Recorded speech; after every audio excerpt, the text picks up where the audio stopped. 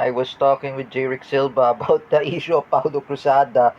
Well, I say to Jerick Silva, like I said before, I told Jerick Silva at the time, um, I said to him,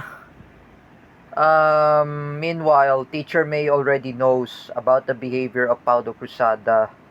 That means binarangay na si Paulo Cruzada.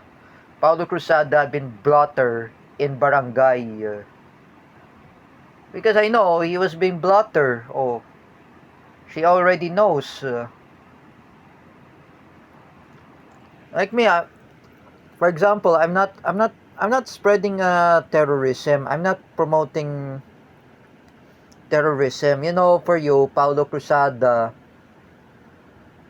after you apologize, Teacher May, you should apologize to Joseph Maspinas.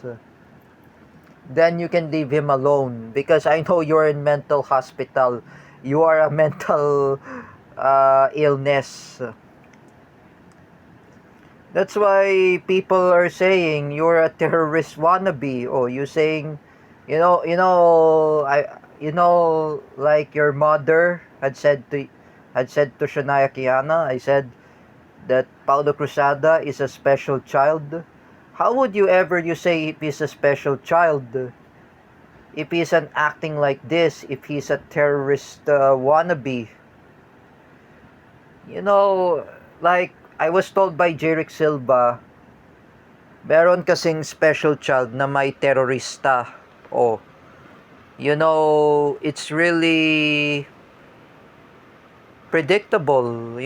Paulo Cruzada, I'm not here to promote terrorism. I am here to condemn your action, to condemn your attitude. Please don't do that again, Paulo Cruzada. Do not harass Teacher May and even Joseph Maspinas. However, your family would say to you that you are a terrorist wannabe. I'm not here to promote terrorism, Paulo Cruzada. I am here to condemn against terrorism. You know that. I'm not promoting terrorism. You're the one who promote terrorism. I am not promoting terrorism. Just be remember,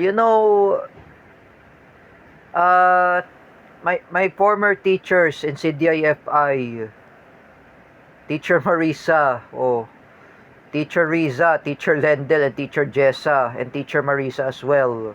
She was currently teaching there in CDIFI. They are angry at you, Paulo Cruzada. And you need to stop what you're doing. You need to stop promoting terrorism. Remember that. Kuya Rodelio Daguman, he doesn't like that. Like for Kuya Dan Mardaya, we already stopped politicalize Kuya Rodelio Daguman. But he learns how to stop. You, Paulo Cruzada,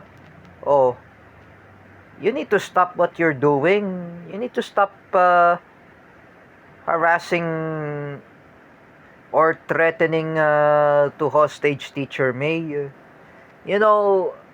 Teacher May, I am saying to you, Paulo Cruzada, she doesn't like terrorism. And do not tell that you are an ISIS wannabe. Teacher May said to me during the time in current events, that's why we discussed that in current events about the Marawi siege.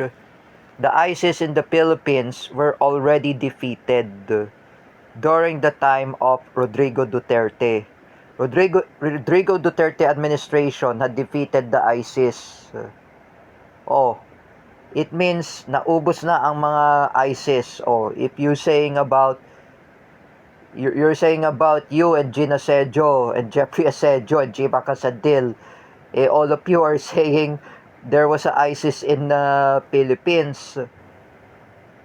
Philippines, there is no longer to be ISIS anymore. We already defeat ISIS. Syria and Iraq defeated the ISIS.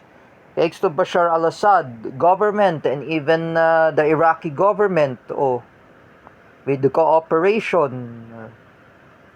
Thanks to the time of Rodrigo Duterte administration, he neutralized all the ISIS terrorists.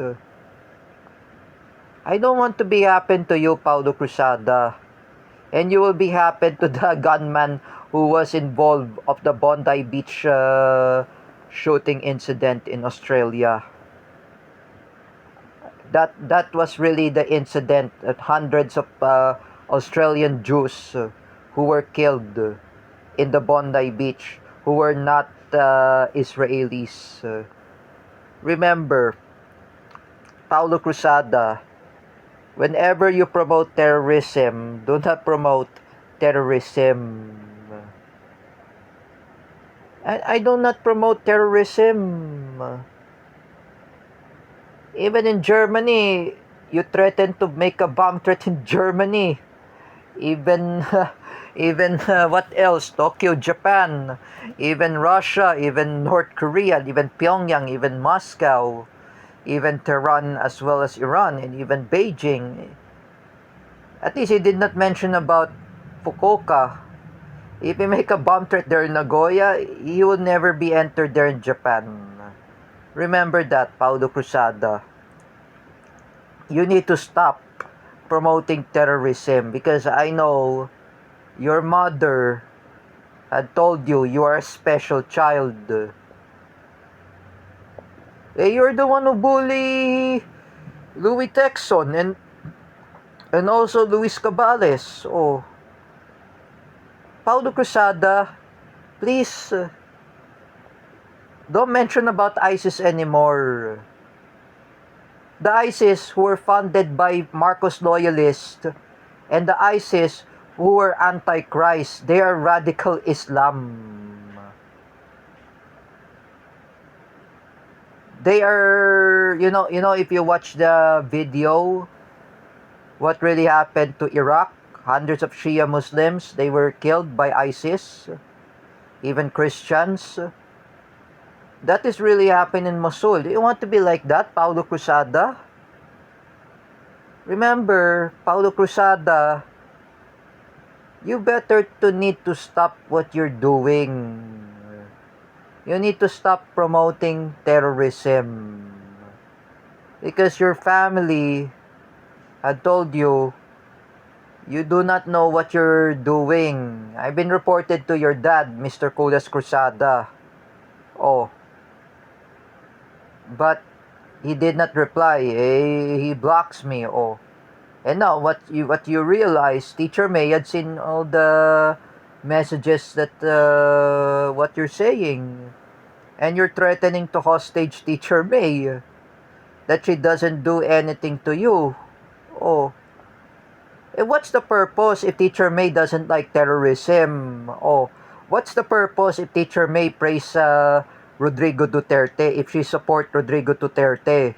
Oh, even Sara Duterte, to fight against terrorism, to fight against ISIS, even alongside to fight against illegal drugs or war on drugs in the Philippines, to fight against ISIS in the Philippines. Oh, what's the problem, Paulo Cruzada?